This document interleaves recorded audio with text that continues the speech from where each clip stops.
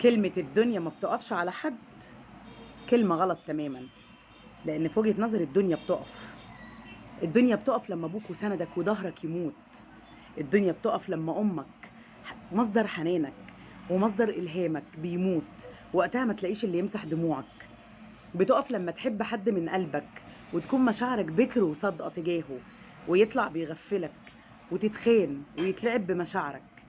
الدنيا بتقف لمّا تتعشِّم في ناس عاملتهم بالإحسان وهُنت عليهم وطلعوا أكتر ناس أذيتك وأكتر ناس كانت بتكيد فيك. الدنيا بتقف لمّا تفقد الثقة في الناس لمجرد إنك صاحبت صديق وطلع ما كانش محل ثقة وطلع خاين للأمانة. وللأسف غِلّه وغيرته وحقده خلّوه بكل وقاحة يدمّرك، دمّرك في كل حياتك لحد ما بقيت تفقد الثقة في الكل اللي يحاول يقرّب منك تاني.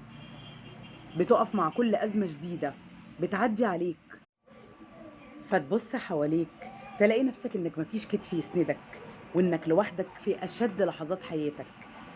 الحياة بتُقف وبتدّينا على دماغنا بكل قسوة، وبتكمّل هي عادي جدًا، وبتسيبنا إحنا اللي مش عادي خالص بكَم الكسور والخذلان والحزن اللي جوانا.